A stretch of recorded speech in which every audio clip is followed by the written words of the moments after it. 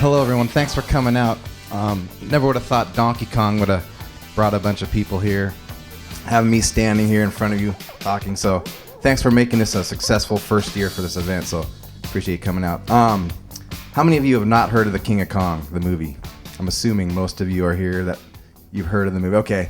So what I thought I would do is when I was asked to speak, I was debating, do I want to come up with a hour and a half motivational speech thing? And I don't know if that's what I want to do. I could get philosophical on you if you want.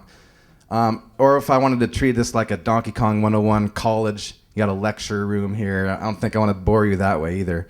So I thought I'd just talk about my beginnings with video games and then go into the Q&A. How many of you have questions about the movie? Would have questions. So I thought I'd open up for a Q&A session, a little bit into it, then show some tricks of the trade. Not all my tricks, of course, but on the Donkey Kong machine, and just show you some of the things that I've learned on the game. So first of all, I'm 39 right now, and I was a product of the video game era, like the golden age of video games. How many of you grew up in the 80s when you were a teenager and you're in the arcades? Okay, so you can relate. Those were the big things back then. 1981 to 87 was like termed the golden age of video gaming.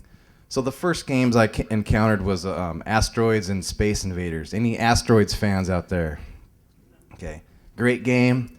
Enjoyed that. But when Pac-Man came around, they got a little more color into the game. Technology got a little more advanced. And I turned into Pac-Man geek in about 1980. And I got really serious about that. I went to the stores. And if you remember in the bookstores, they would have little manuals that would give you the patterns on some of these games. So I went to the bookstore, never bought one, just sat in there and read it and put it back on the shelf. So, I got pretty good, didn't master Pac-Man. But once this guy came out in 81, I fell in love with Donkey Kong. And the reason why is if you look at it, that was pretty state-of-the-art back then. Mario's movements compared to like Pac-Man, it's pretty detailed. When he climbs up a ladder, they're pretty detailed how he reaches over and all that. And the music was cool. And I liked the music. I'm a musician, so I thought that was cool. It had a storyline. Mario's trying to rescue this girl from Donkey Kong. And it also had 4 screens in one. It felt like it was like 4 games in the middle of one game versus Pac-Man was a repeated screen the whole time. So I thought it was revolutionary for the gaming industry when Donkey Kong came out. And then, of course, Miss Pac-Man picked up on the idea, and they turned into the different mazes to kind of make it more interesting for Miss Pac-Man. So that's why I fell in love with Donkey Kong. Plus, the controls, if anybody that doesn't know how to play Donkey Kong, you might not do well, but you at least have an idea of what you're supposed to do. You have one jump button, and you have one controller. Pac-Man was one controller, right? So I like the basic games. Defender, any Defender fans out there? Now, how many controls are on Defender? 7. That's a little more complicated than I want to get. So I'd walk up to a Defender game and I'd just turn away because I didn't want to try to learn all the maneuvers for that. So I'm more of a run and jump guy. Popeye was another game. The Nintendo games are basic. I don't think Nintendo made a game that had more than 2 controls. But is there one out there that does? Anyone know? Punch-Out? Okay, Punch-Out was a good game. I actually liked Punch-Out too. So, anyways, once I started playing Donkey Kong, that was pretty much the only game I played. Pac-Man, I abandoned Pac-Man. The best I got on Pac-Man was 500,000. So I think I got to the 9th key. But I'll always screw up on the pattern. If the ghosts aren't turning blue, I'd always die. Eventually, I would screw up on the pattern. So once you screw up on that, it's over. At least for me, it was. So Donkey Kong, I started playing that. That's all I played. And I wasn't getting, I was pretty much like the rest of the people. Get to on the 3rd elevators, you get there on your first guy. How many can do that? Get there on your first guy? And then have you died like every man lost on the 3rd elevators? Or some of you?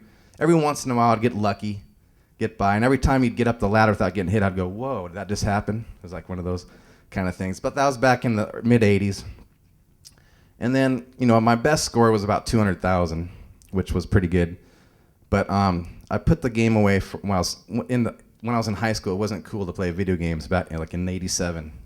So video gaming got kind of old. People didn't care about them as much.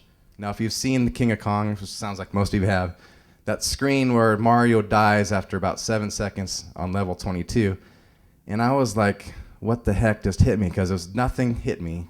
I thought it was an invisible barrel, was my first instinct. But that was my last guy. So the game was over. I didn't have a chance to test and see what the heck happened. So I thought maybe my machine had a bug in it. Just my personal machine was bad. So I tried it again. I don't know how long it took to get to the kill screen again. But I had 2 guys this time. So I got there, and it was the same board, same spot.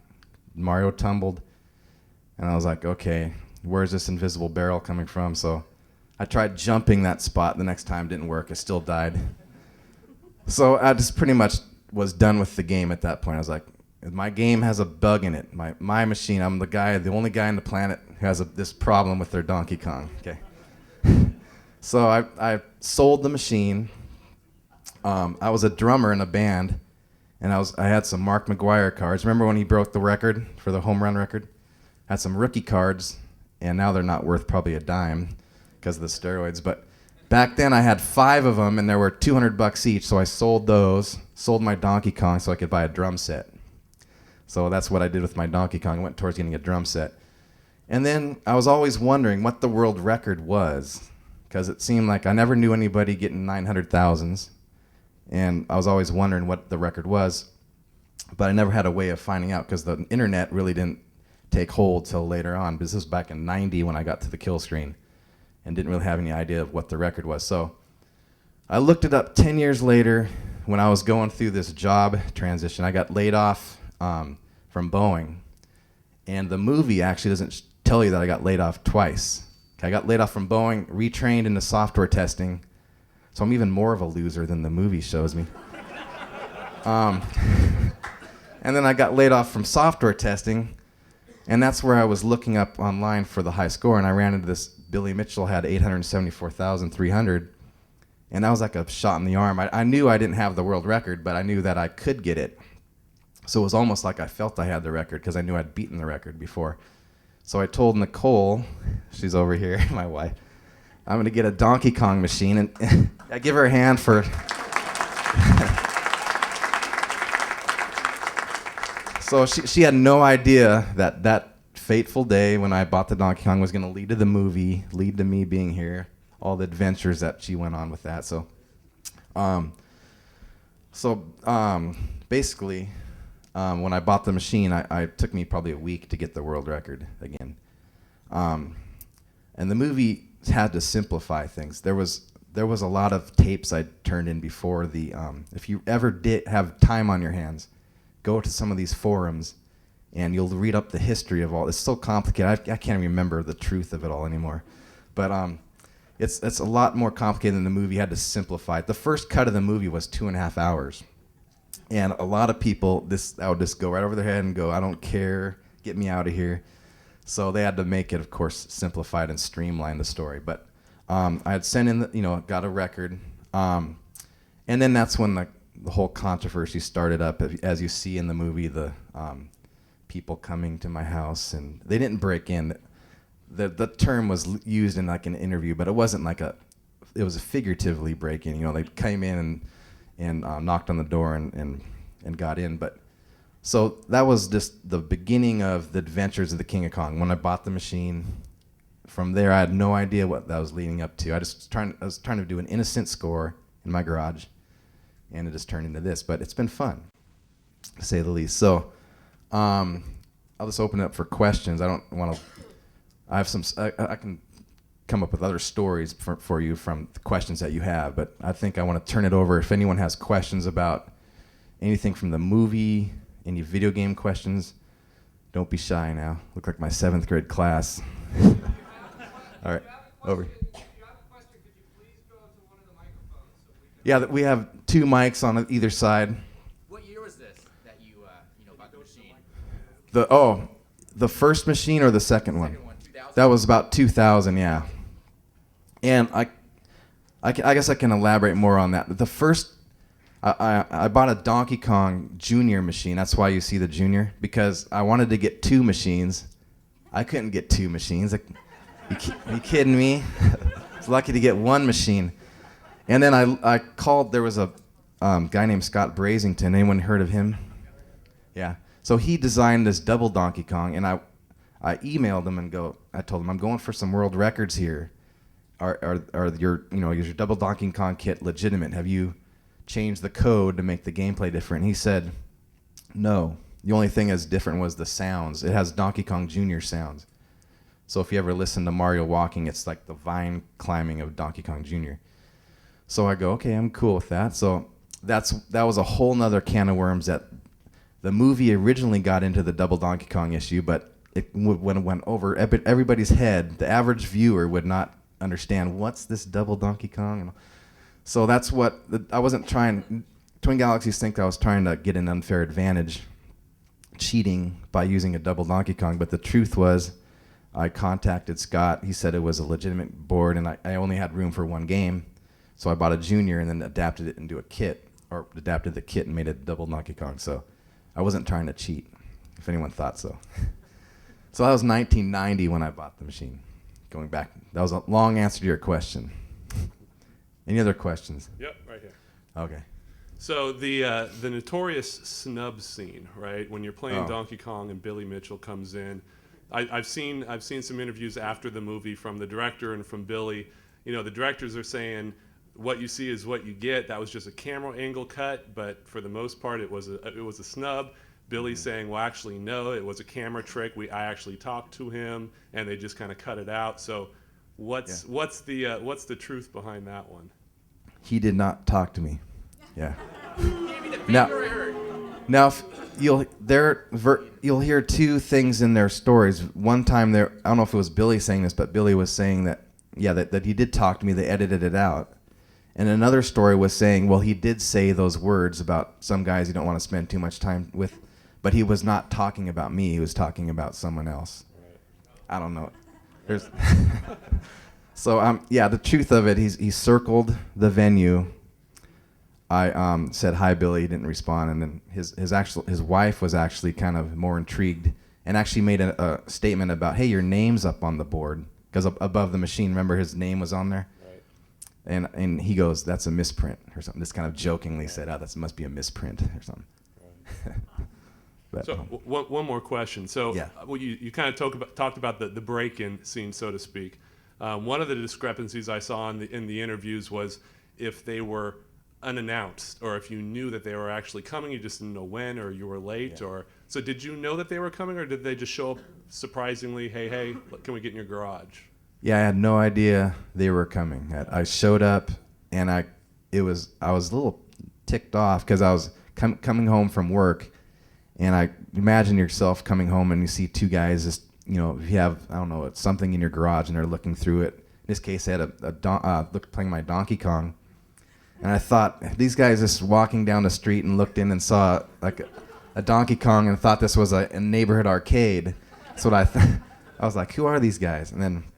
But I was really pleasant with them. I didn't have anything to hide. But then, of course, what actually made the movie is they found the box with Roy Schultz's name on it. So if they wouldn't have found that, the movie probably wouldn't have happened. So it's kind of good and bad that they found that.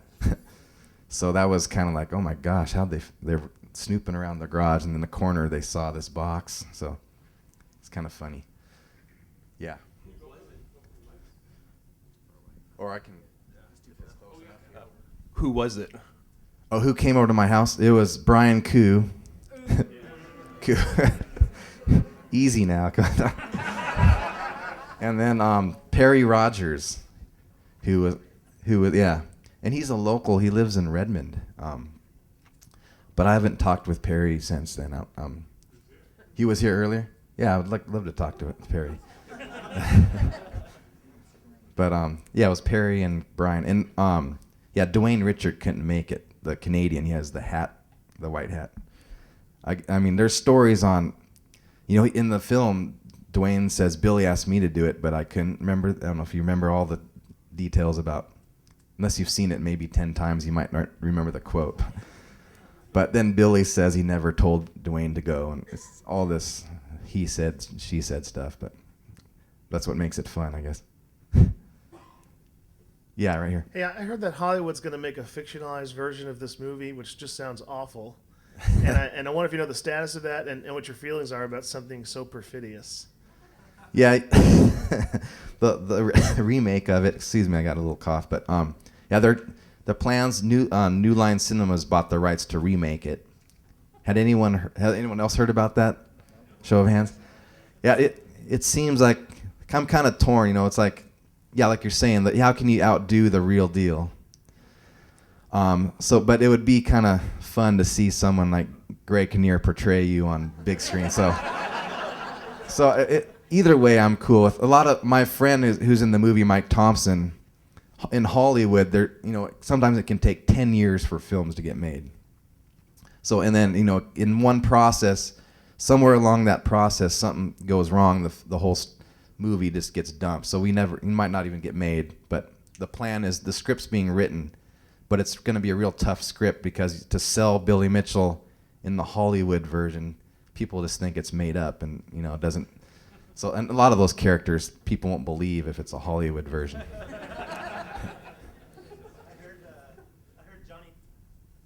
I heard Johnny Depp is Billy Mitchell. That was Johnny Depp's name came up early on, yeah, to play Billy. I think if anyone could do it, Johnny could. Question right here. Yeah, I was just wondering what your experience was with actually making the film, and how did they approach you, and what was that like? Yeah, contrary to what Twin Galaxies people think, they thought I was actually in the editing room and doing all that. But to be honest, the link to the producer and the director was through Mike Thompson, the guy chain smoking in the movie. And I would tell him all these stories about how my adventures in Donkey Kong, and when I told him about the guys coming over and inspecting my machine, he thought this was getting a little crazy for a Donkey Kong world record. So he told Billy, not Billy, but Ed Cunningham, the producer, and Ed was finishing up another documentary called New York Dolls. Have you ever seen that one? It's about the punk band. So he was finishing up that, and he was looking for a new project. So Ed was equally thought that was crazy to have someone come across the states to inspect someone's machine. So that's how Ed found out about the story. And then about 6 months later, they started filming. So from the time that Fun Spot happened, all of it was real time. Before then, they had to kind of go back and reenact some of the stuff with the people coming to the garage and all that. But to answer your question? I was just wondering, how did you feel when they first came to you and said, we want to make a film about this? Oh, I thought that was a great idea because when they found the Roy Schilt box, I thought I was dead in the water with anything that I tried to turn in. They would just think I was Roy Schilt's accomplice, So once the documentary crew came around, I knew this was a good time for some outside people to film what's happening. So I thought there was a chance that maybe some of this could be told from my side of the story. Not that they were trying to tell my side, but they were just an outside camera and filming everything happening. I thought there was a chance that something could happen good from this. And they weren't even, there was several stories they were following. They weren't just trying, mine was like one sub-story of a whole nother group of stories. There was Doris Self, remember the Q*bert lady? There was Abner Ashman on Miss Pac-Man, who actually got the world record at the Guinness tournament. He was kind of going through the same grief I was going through. They thought he was cheating because he was able to get more. I'm not a Miss Pac-Man expert, but when you get to a kill screen, can get more kill screens, and it's kind of random how many kill screens you get. And they thought he had a doctored board or somehow not a legitimate board because he was getting more boards than other people. So I was just a small sub-story, but so I thought, if I'm lucky, maybe I'll have a little side story, but it ended up being the whole plot of the movie. And if I could add one more, what did you think of the reaction that the film got? I was overwhelmed that people were caring. But because when the filming was going on, I told Seth, I go, are people going to care about this? He just got done filming me on the little drum set. I was like, is this going to make is this going to be cool to anybody? Or are people going to like this? And then that was before all the Fun Spot the first time I got a view of the movie, I had no idea Brian Koo was calling behind the scenes as he was. So I didn't know any of that was happening. So that kind of helps make it more interesting. So the story kind of evolved from when I asked the question, is anyone going to care? It ended up getting crazy, so people did end up caring, I guess. Oh, thanks. Thanks for your questions. Excuse me. Yes. Are you the current record holder, or is it Billy Mitchell right now? Billy Mitchell is. And, well, he beat my record last summer by like 1,100 points. So it was 1,050,200. And mine is 1,049,100. So I have some work to do. Not tonight, though. I just had one more question. Sure. Are you planning on going after that record, or was his a videotaped record or a It was live record? It was a live record at a mortgage brokers convention. It was. It's kind of. Yeah, I don't know the exact details, but yeah, those Twin Galaxies. One ref was there, and 200 mortgage brokers can't remember what city it was, near his hometown. So that's what the scoop is. I haven't seen the tape. Supposedly there's a tape of it too, and all that. But I could take it down if I have the time. But supposedly he killed his score off early to give me a chance. He had like 5 boards left, and I don't know. Oh well. Yeah, question. Hey, Steve. How has Donkey Kong, how has since the documentary changed your outlook and your basically how you look at competitive gaming? I mean, are you going with your job and your family and everything? Are you kind of going full stride, or are you just doing it here and there? Yeah, I'm like a circus act. I get requests. Do I want to go and play at I was at the Microsoft Mix '08 event, so I had fun doing that in front of a Buddha was in front of me, and I had a Donkey Kong machine set up, and I was going for the record. So, but I'm not gonna break a leg to travel the world and try to set it. But if it works out, I will. But the movie has given me hope that if you stick with something, there will be a break somewhere along the line that will help you achieve whatever you're trying to achieve. So. And I guess a follow-up question to that is, do you prefer to play in public or in a private venue? Because I'd seen the pictures and the video of you at in Vegas. Yeah.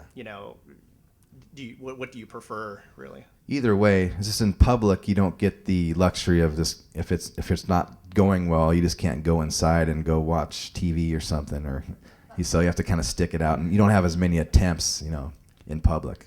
Like in Microsoft, I had 2 attempts.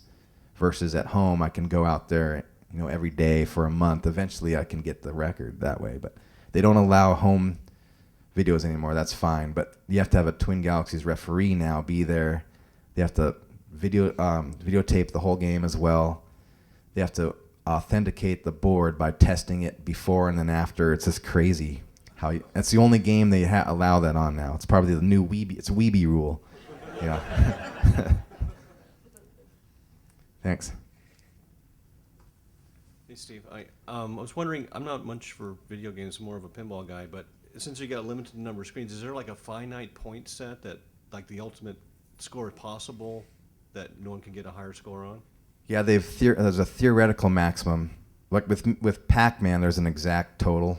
I don't remember the exact number, but with Donkey Kong, it's in the range of 1,200,000 is what people estimate based on if you had every ideal board from the beginning to the kill screen, and then killed off the guys on a board and got the maximum points you could for like 12,000 on a barrel board without clearing it. Then you could get like 1,200,000. So there's a theoretical maximum. Yep. And one follow-up question is, are you friends with Billy Mitchell after the film? And I'm not enemies. I just haven't had any contact with him, and he did send some hot sauce bottles to Vegas when I was there in honor of my attempt, so it was nice of him. You guys never talked? Well, there's this thing before the movie rolled. I was at this Classic Gaming Expo like in 2004, and we had met, and he was pleasant then, and it was right before the movie was even being filmed. And once the 1,000,000 point controversy, I know that he was trying to get 1,000,000 points first. And he, this kind of goes, this is off not in the movie. But I was on the verge of getting a million. Had 999,500, and I turned the tape in. This was a period when I was turning in tapes to Twin Galaxies, and they were sitting on them for months. And I would call Robert, and one time I talked to Robert Merzak, the guy that wants to watch 8 hours of Nibbler, that guy. He was like, I go, how's my record going? Have you verified it? He goes, well, Billy's not going to like this, but I think it's going to go through. I mean, he said that. And then there was times when I got the 909,000, wait, I can't even talk now. 999,500, Billy called me right at, like a week after that. And he was like, so you've been playing some Donkey Kong at home? And I go, yeah. Have you been playing? He goes, no, I haven't. And we kind of interchanged some strategies a little bit. And then he said, well, I got 1,014,000. I go, did you videotape it? He said, no. One of my friends went downstairs where I have my arcade, and he saw that it was level 22 and the score was 14,000 because it rolls over at a million. And he said he heard a scream downstairs. Like his friend was just so, couldn't believe he broke a million. And I told him that he didn't tape it though. And then he said, well, if you break that, I have another tape that I'll put in above whatever you put in. So he was kind of playing mind tricks or whatever. He's trying to psych me out somehow. But so I had talked to him on the phone, but once the movie started rolling, it was really tense. He was avoiding me. He didn't want to come in for the lunch. He didn't want to talk to me at the Guinness tournament. He didn't come to Fun Spot, and so yeah, right here. Yeah, I was just wondering if you had ever considered releasing your own brand of hot sauce. Maybe just tweak Billy a little. I'm working on a salsa. Oh. Thanks. Any other questions? Yeah. Is Roy Schilt as big a head case as he comes off in that film? What do you guys think? He's on the edge. He would call quite often. He hasn't called very often anymore, but he's still fighting with the Missile Command score. Yeah, I don't think he'll ever give that up. But yeah, he's totally obsessed with that Missile Command. Question? Yeah, I was just wondering how recognized you are now when you're out in town and in a non-gaming environment. Do people still come up to you and say, I think I know you, or you're that Donkey Kong guy? I've had 5 or 6 sightings or whatever.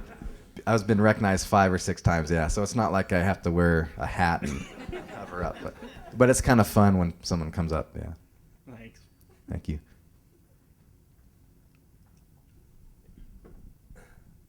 I understand that Rob Merchek referee quit after the documentary. Why was that?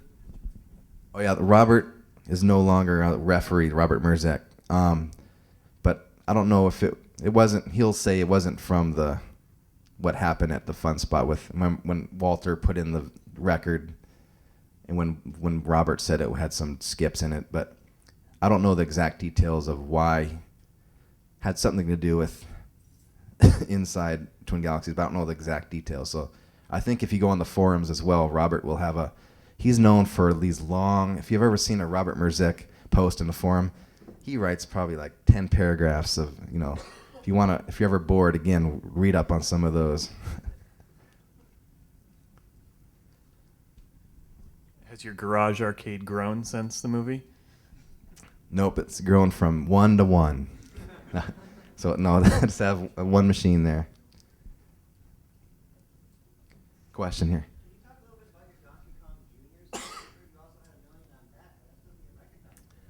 Yeah, I had the Donkey Kong. The first record I got was actually on Donkey Kong Jr.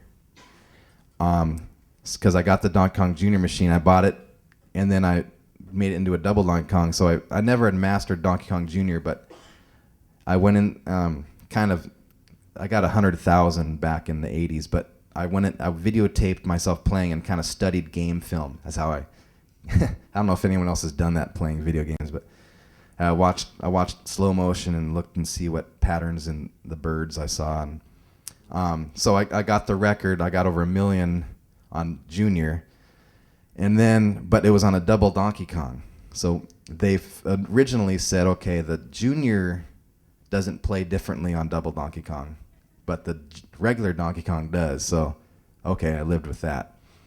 But then the Guinness book came out, and I had my score in the Guinness 2007 of Junior. But then they said that it mistakenly got in there. Somebody sent it in from Twin Galaxies accidentally. So either these guys don't have any organization, or I don't know what's going on there. I mean, they sending in scores that don't belong. It's their fault, I guess. But so that wasn't supposed to be there. And then they ended up saying that does matter. The Junior score doesn't count now. So they reclassified it in the Twin Galaxies. If you go in the Twin Galaxies, there'll be a separate category, double Donkey Kong. One name is me in there, and says no longer accepting any score. So what's the point of it? It's just a joke, but oh well. Yeah, right here. Since Billy took over the record, how close did you come to? Question was, since Billy broke the record, have I come close? Excuse me. I just had the two attempts at Vegas, and I got 940,000. I can't remember exactly what it was, but I haven't come like a serious attempt at it. I was in Vegas. I hadn't practiced enough to go for a serious run. I was just there to kind of do a good showing. But I haven't had a chance to really practice every day like I did this summer. I got 1,049,100. But if I did, I know I could beat it. But they don't allow that anymore. I have to do it in a live setting. So the chances are diminished that you're going to hit it at the right time with one ref sitting over your shoulder. Question? With as busy as you are now with the success of the movie and your family, what practice regimens do you have these days? I mean, obviously with the engagements and so forth, do you find a lot of time to practice at home, or have you been playing so long that you just kind of jump back on it and immediately kind of, start as good as you were when you were practicing before, I guess? Yeah, good question. I do have to, ramp up a little bit, but it doesn't take so long to get back to where I was, maybe 1 or 2 days. But if I'm going for a record run, I'm playing every day, 4 hours, whatever I can get away with. But I haven't been playing since when I'm teaching and coaching, I don't have time to do any of that. So the summers are the best time for me to go for records. So I'm planning on doing something. I got someone approached me in Texas, said they would fly me down to can't remember the city now, but Corpus Christi it is, and pay me $500 appearance fee, and then also if I broke the record, give me $5,000. And then I was on the radio show with Dave Navarro, and he said, I'll give you another $5,000 if you break it at that place. So I have 10 grand waiting for me if I can do it. But we'll see. It'll take some luck to hit it. When you were able to play at home and videotape it, what percentage of your games did you just kill off right away and start a new game to try and do a record? Yeah, there's if you're point pressing where you're trying to maximize your points, you're playing aggressive. So if I die before 100,000, I'll kill it off. Maybe 1 out of every 5. But when you're restarting, it kind of burns you out a little bit. So I try not to do it too much. So sometimes I'll just, if I get 100,000 and die once, I'll keep playing. And if I get to 500,000 without dying again, then I think I'm in pretty good shape. If that's where I kind of look at 500,000 with a couple men left. That's where I try to be at. So I try not to kill them off too early, because sometimes you can be cruising right along with all your men at 600,000. You can die like twice in a row. So you never know if the slow games can end up being your best games. So you have to be careful. Besides your wife and kids, isn't this mullet-headed charlatan Billy Mitchell the best thing that ever happened to you?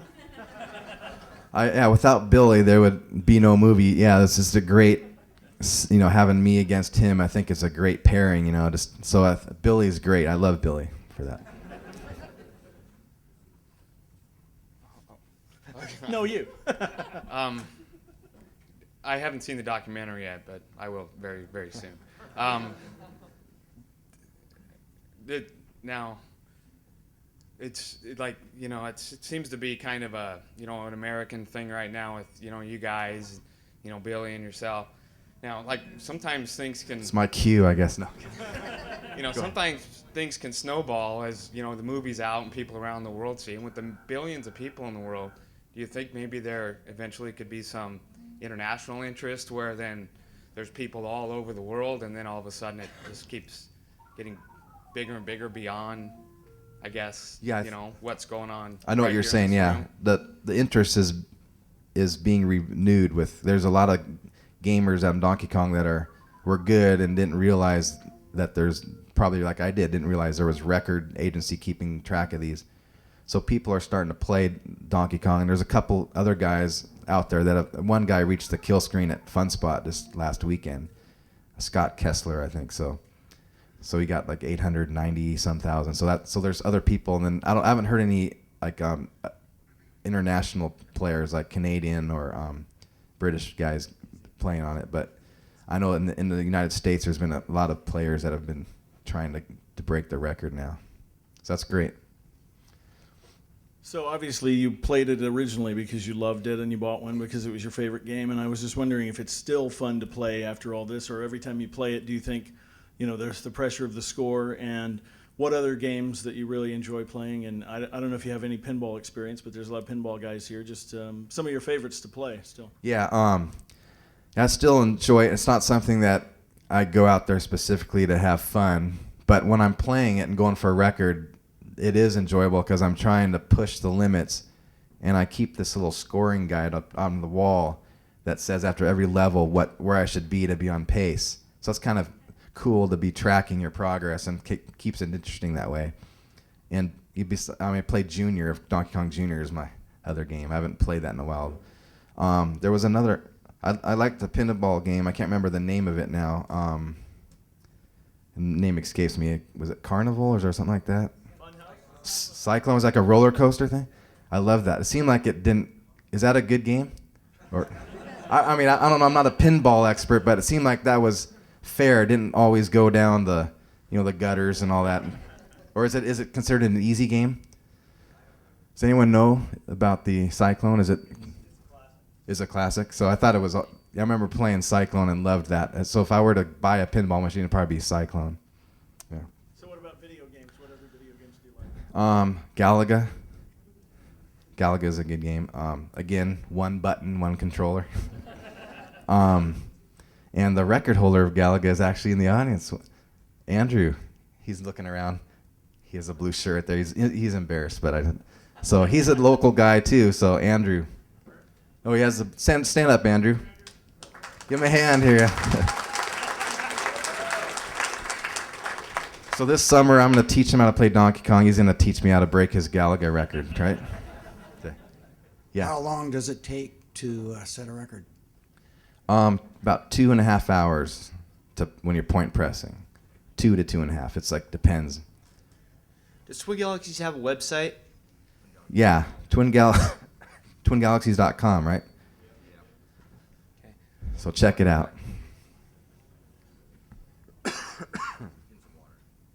When you're playing at home or by yourself and you think that things aren't really going your way and you don't want to devote any more time, do you just flip the game off and flip it back on and start fresh again like I do with my pinball machines? Oh, yeah, I'll just go in and try the next night, though. But you mean you unplug it and then plug it back in and play again right then? Yeah, just or just let yourself die, or, you know, I mean, if you're 10 minutes into it, you know it's not gonna... Oh, yeah, I kill it off, for sure. For sure, kill it off and start again. But if I know it's not even happening for the night, I just go inside and do something different. Yeah. I'm just curious, what was the name of your band? We had like 3 names. We kept on changing it, thinking that one of them was gonna get us a record deal, I guess. Yeah, we were playing around town. It was like in the early '90s. We had a name called White Male Guilt. I didn't come up with it. Then it went from that. We were called Seed, S-E-E-D, kind of like the one name bands was popular. And then we went to Linear North. There was a book called Clockwork Orange, which I didn't read, but the vocalist was into it. And it's like the address. Has anyone read Clockwork Orange? Is that the address of Linear North was like the street the guy lived? I don't know. But that's where that name came from. So we had like 3 names. Yeah, when you're in the film at Fun Spot and you break the record and then Billy sends in that taped score, did you ever get to see that, or did you ever hear what happened with, in the film there's some doubt about that tape? Yeah, I never didn't get to see it until the DVD has a comparison. If you've seen that, if you got the DVD, it compares Billy and me side by side, so I've seen that. And I never got to see it at Fun Spot. I didn't know they put it on the website until I got home. You know, where they entered it in with Walter went in and got on the computer and put it in. I was gone by then, or I wasn't aware that they entered it until I got home and realized that they had done that. But so, thank you. Did you learn anything from watching Billy's playing style? Like, does he play differently? Did I learn anything from Billy? He's the same idea. We grabbed the bottom hammer on the barrel board. I don't know if, see where Mario's standing here? There's a hammer here that you normally don't get if you're just trying to survive because it's more dangerous. So we both grabbed that, and supposedly he jumps more barrels than I do. But I've looked at Robert Merzek will compile all this data, and I've looked at all the barrel boards for him, and I get comparable scores in the barrel boards. At least I was then. So my technique's comparable to scoring that his is. So I don't try to adapt my play to his. So I think I can break his record with the way I play. And I've been working on some other point pressing stuff. I could probably share it with you right now. There's the hammer here. I don't grab it right away. I can show this to you later to make more sense. But I come up the ladder up there, and you can. I'll wait till it comes back up. Hurry up.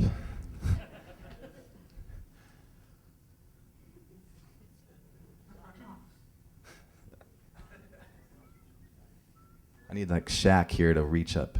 But so here where you can group barrels, jump them when they come down here, go down this ladder, jump them again, and just kind of do a circle so you can rack up more points. But it's dangerous because Donkey Kong, if you're a serious gamer, you know he can drop barrels on you, and you get a little pissed off every time that happens. So that's what can happen. So it's really tricky to keep that up for 2 hours and not die. Yeah. Do you use the taunt trick on the level or whatever, the last stage? Yeah. Oh, to control the barrels? Yeah, that's the way you group them. I meant on the last stage where you drop them down. I'm not following. On the rivet? Yeah. Yeah, I do that. I can show you how that works. Yeah, when I do some things on the game here. Yes. Hey, if a competitor to Twin Galaxies ever emerged with like more organization or more name, would you ever submit to them, or would you kind of stick with the guys that brought you to the big time, I guess? Good question. Are you thinking about starting your own board? Oh. I don't know. I'd probably...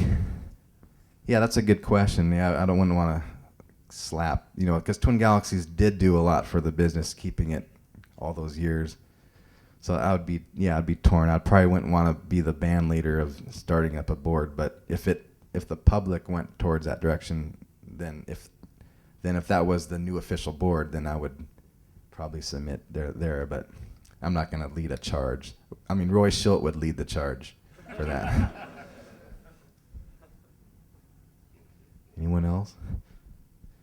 Do you feel that you were portrayed accurately in the movie? And a lot is made of Billy Mitchell being portrayed badly as the bad guy, but I sort of felt like they pushed you just as hard with you as the lovable loser or whatever. Yeah. You had some sort of negative spin on you, and I felt like maybe that wasn't entirely accurate either.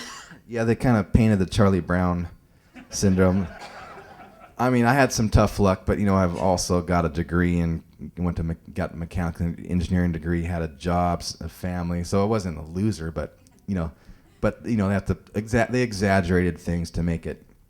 But I did have a string of luck, and I hadn't in high school I had our team was close to winning the state and a lot of second place finishes. But, you know, a lot of people don't even get to this Kingdom. We played in the Kingdom against Juanita. So you can't argue like you're a loser because you lost in the semifinals. So, yeah, they play at Safeco now, right? That's a lot better place, but right here. Yeah, I got some requests. I would love to go again. It was so busy time right now because I'm trying to get my math endorsement to teach high school, and I'm showing the high school the King of Kong movie, and I'm teaching calculus, and I'm trying to talk about the this. Is anyone like calculus around here? The springs, when the springs enter the board. Remember, I was graphing that curve. I was going to ask them what function that would be, cosine squared x, and then how would you integrate that, find the area under the curve to make it into relate it to calculus. So I have to have a lesson that relates to school. So that's what I'm going to do Monday. I'm going to finish the movie with them Monday and ask them those questions. And the people that get it right, I'll give them a free DVD. I got some DVDs to hand out. Yep.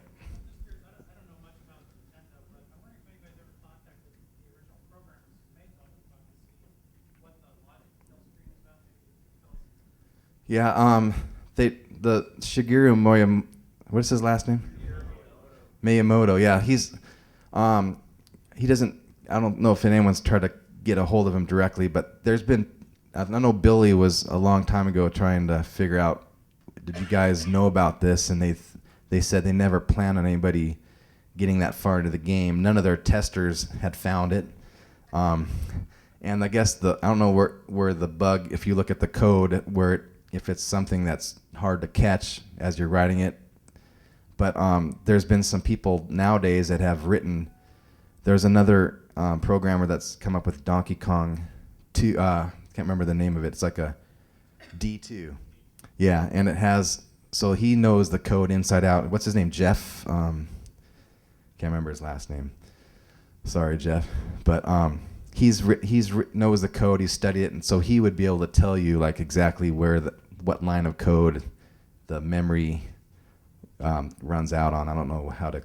I did have software testing, but I only worked there a year and a half, so I didn't become a skilled programmer.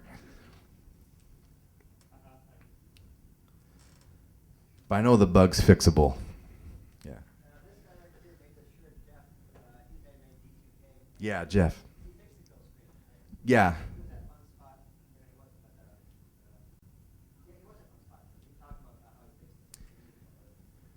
Yeah. So yeah, and you can buy. He's a little chip that you can order and put it on your Donkey Kong. But don't go for any world records with this. It's not. Yeah, it's not legit, I guess. But yeah.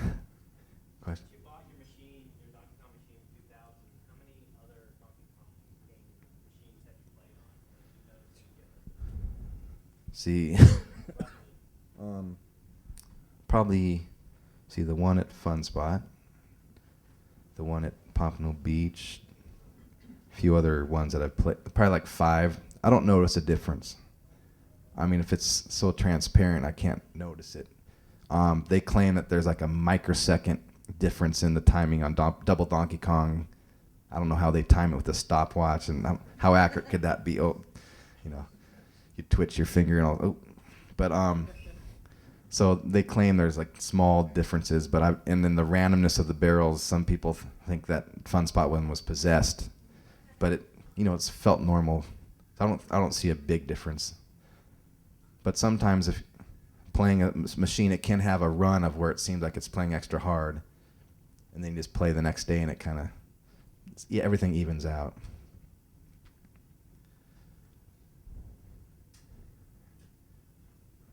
Yes, in the way back there.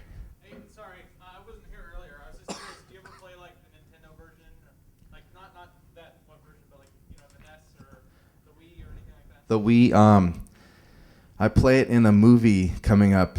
Did anyone here? I'm in a movie with Vince Vaughn and Reese Witherspoon that have a cameo appearance.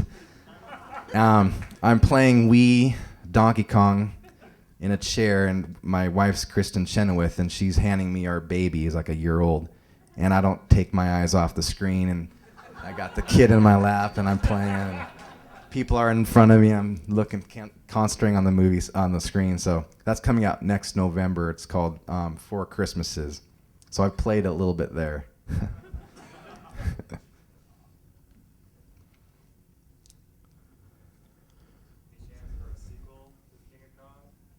Did anyone see the King of Kong 2 trailer? Yeah. That's pretty fun. It's where the Terminator spoof, where Billy comes back in time. And supposedly I took out I put up a high score that's unbeatable in the year 2024, and so he's got some hitman robot Billy Mitchell coming after me. So if you haven't seen it's a trailer, it's a spoof on a sequel of the movie, but there's no actual movie to it. Oh, yeah.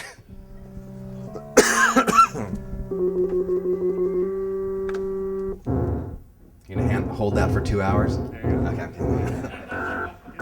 Oh, here's basic, just getting through this. No point pressing. Watch me die though.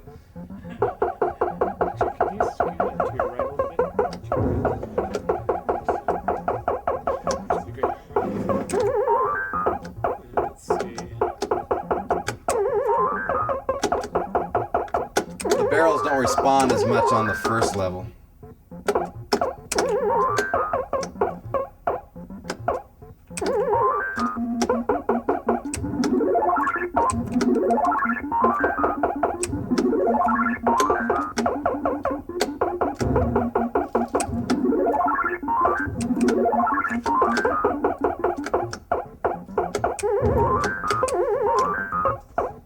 If you really point press on the first board, you can get about 10,000 points. That's like 5,000. Some people have gotten 12. I heard someone got 12,700. Want me to? Okay. This, yeah. So here's the pattern I always use. I found it in the How to Win at Donkey Kong book.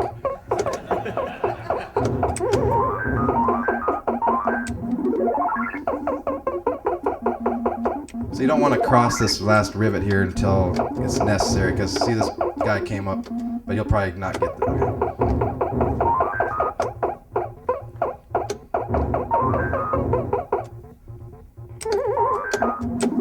And then you want to stay on the right. The fireballs come out on the side, opposite side that you're on. Do you do the same pattern on all the Yeah. Now here, I'll try to, what we call DK points or Kong points. I'll show you a little bit of those.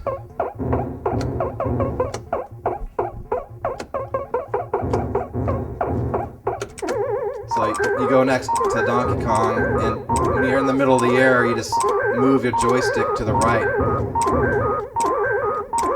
And if you notice, the bonus goes down slower than the 100.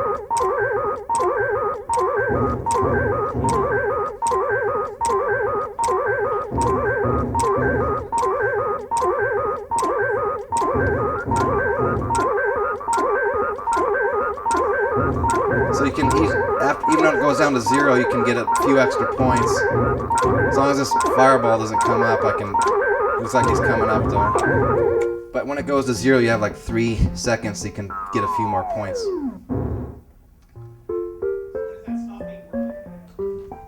It works all through the game. It doesn't, not as much as in the earlier boards, but I can go as, I can get about 1,000 more points than I would if I just were to finish.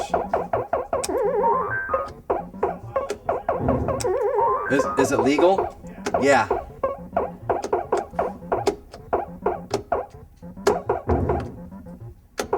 So there's 800 there.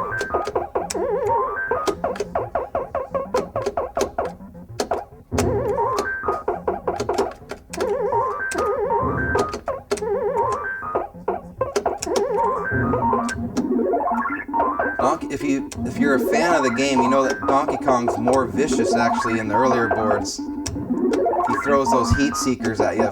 He hasn't done it yet, but.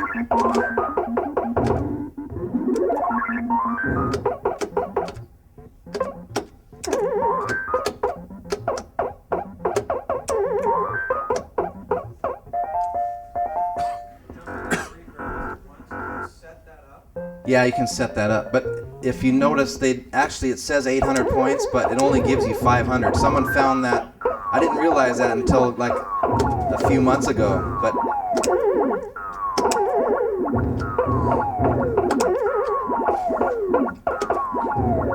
first elevator is so easy that you just go right up. But Can you describe your pattern? oh, to the elevators? It's over. Here's okay. Just go up the first ladder, take a right, jump back, go up the ladder again, up. Take these 2 rivets out. The reason you're doing this is so you can knock out all the left rivets, so when the fireballs reappear, they're trapped on the left side. That's what the purpose of the pattern is. Now it might be a little tricky, or I might die. Not making up excuses, but.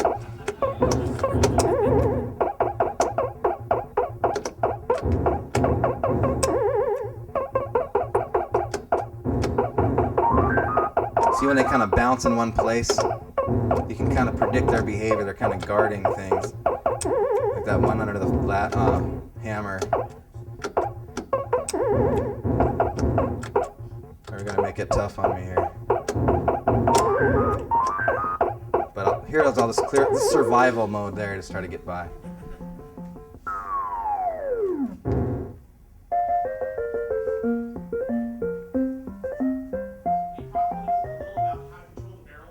Yeah, when I get to the barrel board where they react more, like maybe this one, they start reacting more to the barrels here on this one, or to the movements of Mario, I mean. So right here, I'll try to make that one go down that ladder. And when you're in the middle of the air, you can do it too. See how all those went down? So it pretty much clears the road.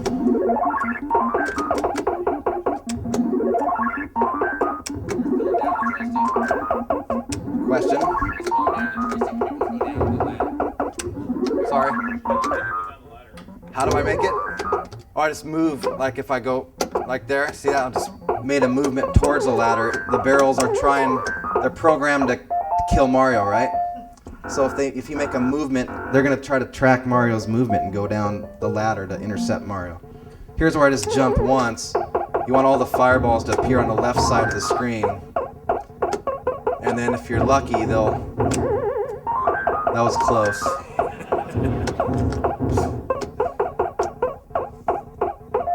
So usually it's as easy, like it can be really hard though, but sometimes you get most of the time you get it pretty easy, but here all you do is just get all the prizes that you can.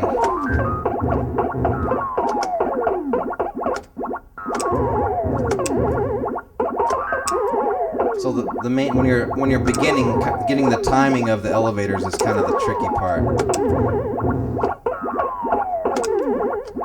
This one gets a little quicker.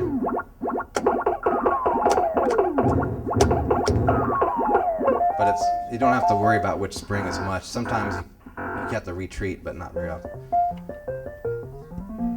Okay, here's the fireballs getting a little more speedy on this board.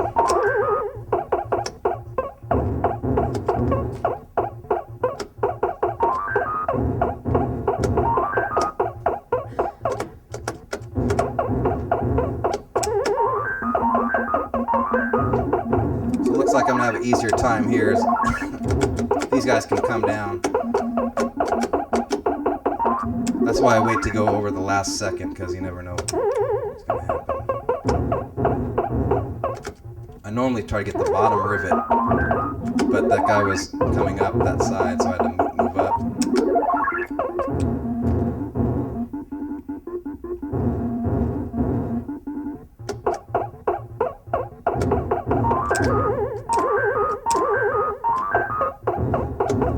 Watch the bonus, how the speed the bonus is going down at. Now, when I go down to the bottom, see if you see it go quicker. Is it speeding up how fast it's going down? So that's something Billy actually noticed. I didn't see that before. So.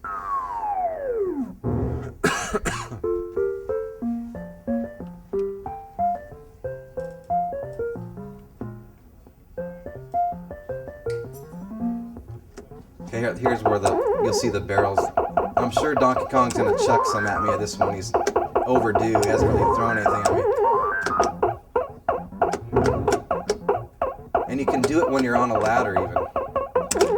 Or in the air. See that?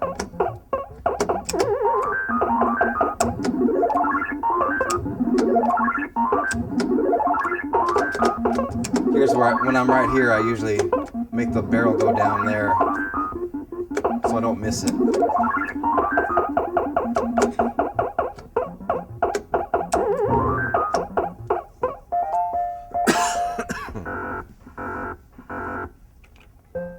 Just notice there's no bezel here. Okay. So here's the fireball's a little quicker here, but still same strategy. They all came out on the left side. They're not going to give me any problems. Once in a while, a pie will hit your foot. Has anyone ever had their foot nailed by a pie there when they're going up? You can relate. That's okay. I'm one screen from the third elevators. They call them Vaders. That's what we call them.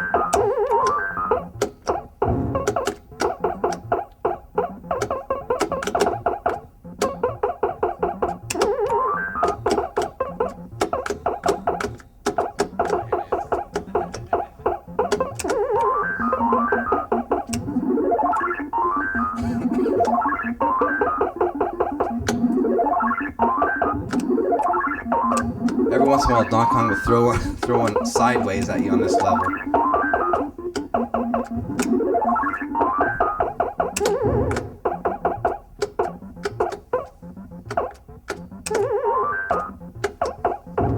Seems like Mario's nose will get hit every once in a while, but it doesn't hit his nose. It goes right over his nose.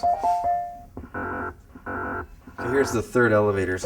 So hopefully I haven't done this in a while, so my timing might be a little shaky.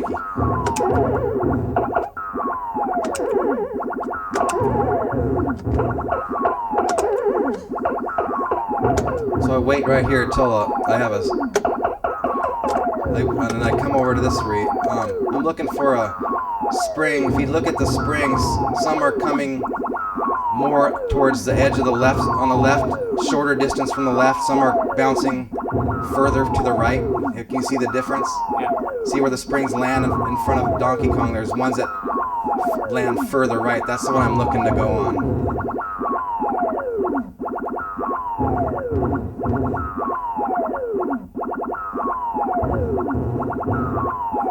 Still haven't seen the right one yet. Might not give me one now since I'm waiting so long. So I go on that one right there. But thanks. I'll do one more board here just to, I'll show you some of the point pressing on the barrels after this one.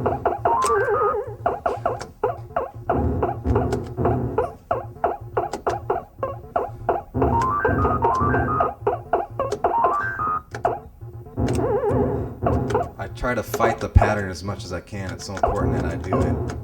So this guy should go up soon, hopefully. And then I just jump across.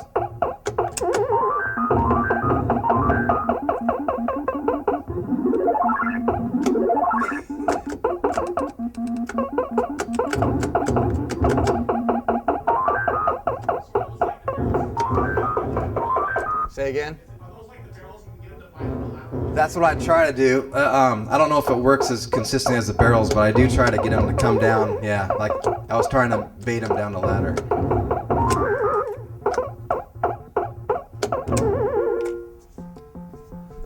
So the way I'm playing right now, if I were to, I could complete the game in about an hour and a half without grabbing the bottom hammer. I'll show you the point pressing right here with the bottom hammer.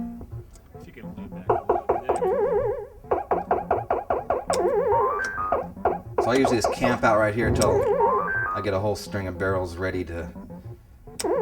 Now I can just sit right there and I've learned I can just wait there. So it's really important that I funnel the barrels down this center ladder because when I release the hammer, I want to be in good shape. I don't want to have anything. So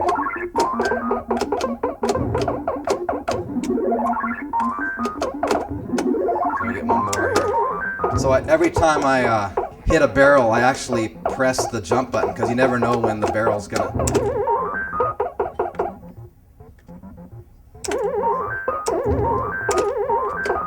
See if I can do some of the point pressing, the new ones that I'm thinking of. Right here is where. See where you do right up. I was gonna go down and jump those almost up.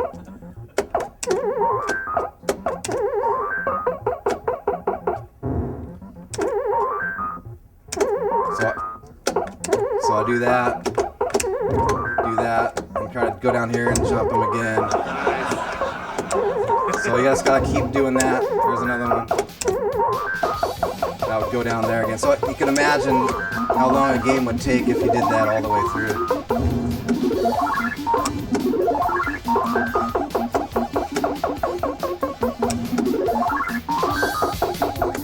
Okay. So I'll kill myself off since I don't want to run up the score. So here's a good waiting point. If you have to go to the bathroom, you can just sit here and... Thanks.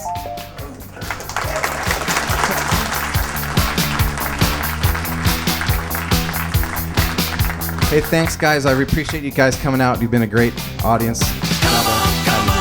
Thank you.